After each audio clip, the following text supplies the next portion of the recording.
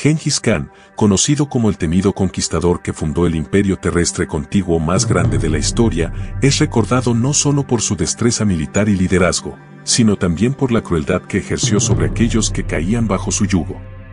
Sus esclavos, cautivos tomados de territorios conquistados, experimentaron un trato inhumano que revelaba la faceta más despiadada de su reinado. Este video explora, en detalle, las brutales y humillantes acciones que Gengis Khan infligió sobre estos individuos y cómo estos actos afectaron no solo a su imperio, sino también al mundo. Una de las tácticas más impactantes que Gengis Khan implementó en sus campañas militares fue el uso de escudos humanos. Esta práctica involucraba forzar a miles de cautivos a marchar al frente de su ejército, sirviendo como barreras vivas contra las flechas, lanzas y ataques de las fuerzas enemigas. No había opción para escapar, aquellos que se negaban eran ejecutados en el acto. Un ejemplo notable de este horror ocurrió durante la invasión del reino de Onze Xia en 1209, donde Gengis Khan usó a unos 30.000 soldados chinos capturados como escudos humanos. Estas personas fueron puestas al frente del asalto a la capital, donde enfrentaron el bombardeo de los defensores sin armamento ni protección alguna. Sus cuerpos absorbieron los ataques y su única utilidad era proteger a las fuerzas mongolas detrás de ellos. El resultado fue devastador. La victoria fue finalmente de los mongoles, pero a un costo de vida inimaginable para los cautivos. Los relatos describen las calles llenas de cuerpos destrozados, vidas sacrificadas por la ambición de un conquistador que no veía límites en su camino hacia el poder.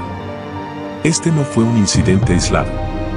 Durante la campaña contra el Imperio Joresmiano en 1223, miles de cautivos musulmanes sufrieron un destino similar. Estos cautivos no solo fueron utilizados como escudos, sino que algunos fueron atados a catapultas y lanzados hacia las murallas de las ciudades enemigas. Este acto no solo buscaba infligir daño físico, sino también psicológico. Al ver los cuerpos de sus propios compatriotas siendo lanzados contra ellos, las defensas colapsaban moralmente, generando un terror que se extendía incluso después de la victoria mongola. El imperio de Gengis Khan se expandió rápidamente, y para mantener el control y hacer avanzar su dominio, recurría al uso extensivo de trabajo esclavo.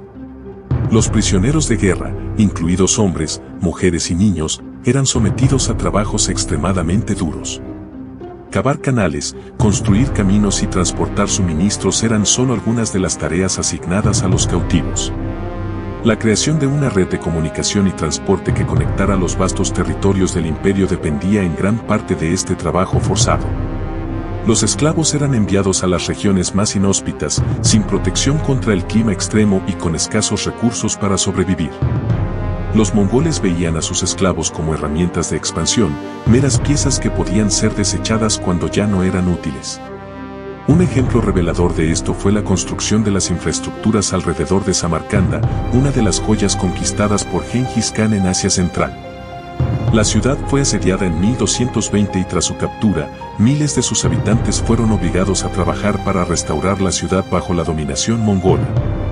Los esclavos no solo trabajaban hasta la extenuación, sino que vivían en condiciones deplorables, sin acceso a comida suficiente o atención médica. Además, se organizaron espectáculos de violencia para entretener al Khan y sus generales. En estos eventos, esclavos eran obligados a luchar entre sí o contra animales salvajes, en peleas a muerte que solo servían para satisfacer los caprichos de sus captores. Aquellos que sobrevivían eran marcados por el trauma, y su destino, una vez que perdían su valor como entretenimiento, era la ejecución o el trabajo forzado hasta la muerte. Para Gengis Khan, la lealtad no era una simple palabra. La exigía mediante actos de terror y horror. Los esclavos no solo eran obligados a realizar trabajos físicos brutales, sino que también se les forzaba a cometer actos atroces como pruebas de lealtad. Un ejemplo escalofriante de esta práctica ocurrió durante el asedio de Otrar en 1219. Enfurecido por la muerte de sus embajadores a manos del gobernador de la ciudad, Gengis Khan capturó al hijo del gobernador y lo obligó a ejecutar a su propio padre, como una muestra de obediencia total. Después de completar el acto, el joven fue también asesinado. Este tipo de actos no solo buscaban romper el espíritu de los cautivos, sino que servían como un mensaje claro: cualquier intento de rebelión sería respondido con violencia desmedida. El uso del terror psicológico era un arma poderosa en el arsenal de Gengis Khan. Las noticias de estas atrocidades se difundían rápidamente y muchas ciudades preferían rendirse sin resistencia para evitar sufrir destinos similares. Otro aspecto sombrío de la crueldad de Gengis Khan fue la explotación sexual de los cautivos, especialmente mujeres. En sus campañas de conquista, las mujeres de las ciudades caídas eran vistas como botines de guerra. Muchas de ellas eran llevadas por la fuerza al campamento mongol, donde se les obligaba a convertirse en esposas o concubinas de los líderes militares. La lujuria insaciable de Gengis Khan es bien documentada. Se dice que tuvo cientos de esposas y concubinas, muchas de ellas arrancadas de sus familias. Estas mujeres no solo eran utilizadas como objetos de gratificación sexual, sino también como herramientas políticas.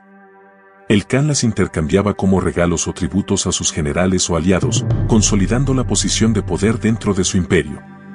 Los relatos de abuso sexual no se limitan a las esposas y concubinas personales de Gengis Khan. Sus generales y soldados seguían el mismo patrón, saqueando ciudades y tomando a las mujeres como esclavas sexuales. Esta práctica no solo deshumanizaba a las mujeres, sino que generaba un legado de hijos nacidos de estas uniones forzadas, muchos de los cuales serían los futuros líderes del imperio. El impacto de esta explotación fue profundo y duradero. Se estima que alrededor del 0,5% de la población mundial actual, o aproximadamente 16 millones de personas, descienden de Gengis Khan.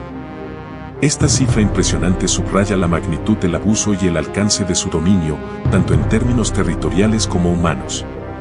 Las atrocidades cometidas por Gengis Khan sobre sus esclavos no solo marcaron su reinado, sino que dejaron una huella indeleble en la historia mundial. Sus métodos brutales de guerra y explotación sirvieron para consolidar su imperio, pero también sembraron el terror y la devastación en las tierras conquistadas. Si bien es innegable que Gengis Khan fue un visionario en términos militares y administrativos, su reinado también es un recordatorio sombrío del costo humano de la conquista.